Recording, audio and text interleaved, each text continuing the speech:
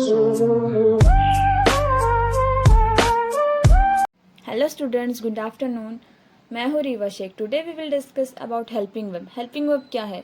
Helping verb ऐसे शब्द है जो हमें मदद करते हैं कौन सा वक्त है ये बताने के लिए। जैसे हम कौन से वक्त में जी रहे हैं, प्रेजेंट में, फ्यूचर में, पास्ट में, या हम कौन सी जो भी हम एक्टिविटीज़ करते हैं, जो भी हम काम करते हैं वो कौन से वक्त में करते हैं, ये सब बताने की हेल्प जो है वो हेल्पिंग वर्ब हमें करता है।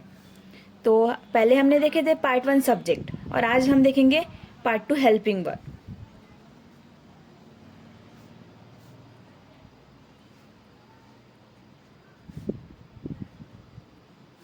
I will give you definition. This definition is very easy. Anyone can understand this definition.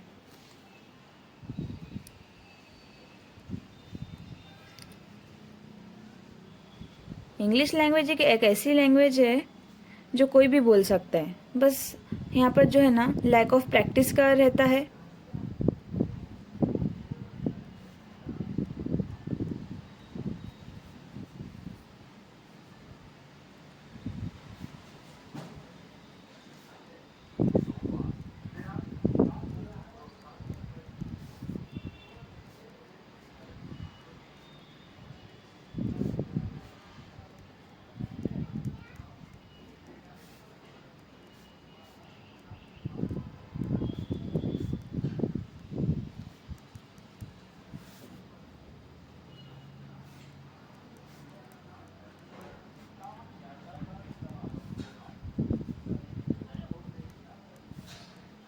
These are here the definition.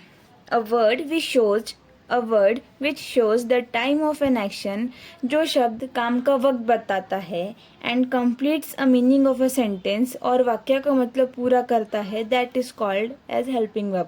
उसे helping verb कहा जाता है। मतलब जो शब्द काम का वक्त बताता है और वाक्य का मतलब पूरा करता है उसे सहायक क्रिया हेल्पिंग वर्ब कहा जाता है। जो भी वर्ड्स हमें टाइम शो करते हैं और जो है अधूरे सेंटेंस का मीनिंग पूरा करते हैं उसे हम हेल्पिंग वर्ब कहते हैं। Simple okay. ये जो लेसन है वो सिर्फ 2 लाइन का है, पर इसका जो रोल है वो सबसे बड़ा है। इंग्लिश लैंग्वेज में सबसे बड़ा जो रोल है वो हेल्पिंग वर्ब का है। Helping verb is the main base of English. Okay. Helping verb के 2 काम।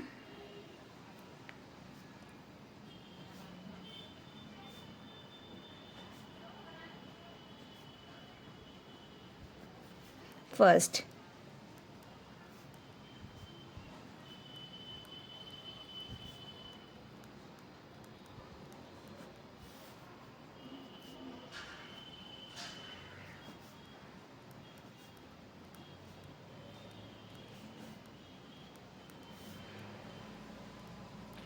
ये है 2 हेल्पिंग वर्ब के काम। पहला है काम का वक्त बताना, जैसे हम कौन से टेंस में जी रहे हैं, कौन सा हम जो काम कर रहे हैं वो कौन से टेंस में कर रहे हैं, प्रेजेंट में, पास्ट में, फ्यूचर में।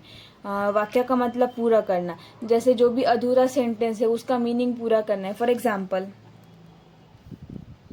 जैसे राहुल गो, राहुल यानी लड़का, गो जाना, राहुल गया, लेकिन कब, कहाँ, कैसे, किसके साथ, कितने बजे, ये सब तो नहीं पता ना, तो ये बताने का काम जो है वो हेल्पिंग वर्ब करेगा। Let me take will. Rahul will go. Will means करेंगे क्या। Okay. Rahul will go, Rahul जाएगा, राहुल जाएगा। अभी गया क्या? नहीं, जाएगा यानी फ्यूचर की बात है, तो ये विल कौन सा टेंस बता रहे? Future tense. सिंपल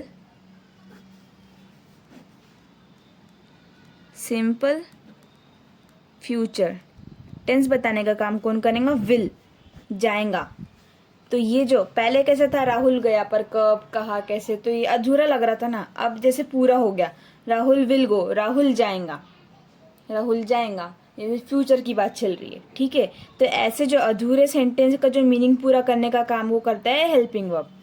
ऐसे हमें 16 हेल्पिंग वर्ब है। इंग्लिश लैंग्वेज में हमें 16 हेल्पिंग वर्ब दिए, पर 16 के हमारे 32 लेसन बनते हैं। हमारे को जो 16 हेल्पिंग वर्ब है उसको 1 बाय 1 पूरा पढ़ना है लेसन के हिसाब से। तो हमारे वो 16 के जो है 16 हेल्पिंग वर्ब के जो है वो 32 लेसन बनेंगे। उसमें हमारे सिंपल प्रेजेंट टेंस आएंगे, सिंपल फ्यूचर टेंस आएंगे, कंटिन्यूस टेंस आएंगे, प्रेजेंट परफेक्ट आएंगे, ये सब आने वाले हैं हर तरीके के हेल्पिंग वर्ब्स।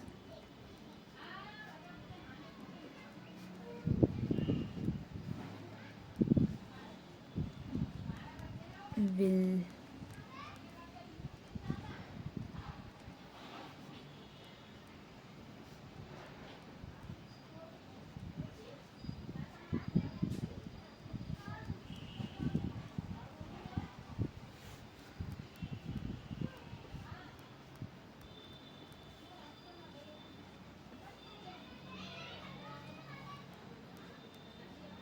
हेलो। हाँ अंकल, मेरे घर पे हो? आओ।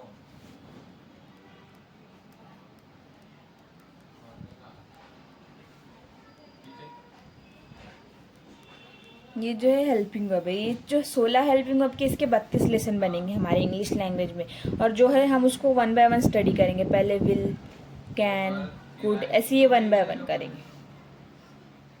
उस दिन आए थे तो बोले हम ही जो है बोले ना उसमें। Here part 2 helping verb.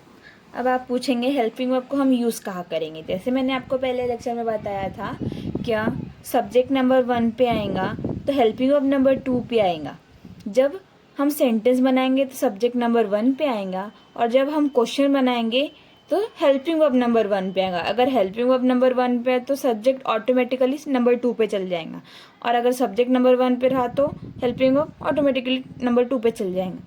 तो ये दोनों की जो है प्लेसेस चेंज होंगी, बट पार्ट 3 वर्ब की और पार्ट 4 ऑब्जेक्ट की प्लेस कभी चेंज नहीं होंगी। ओके, बस पार्ट 1 और पार्ट 2 ये दोनों की प्लेसेस एक्सचेंज होती रहेंगी। वो अगर हम सेंटेंस बनाएंगे तो सब्जेक्ट नंबर 1 पे आएगा, अगर क्वेश्चन बनाएंगे तो हेल्पिंग वर्ब नंबर 2 पे आएंगे, नंबर 1 पे आएगा। तो ये है पार्ट 2।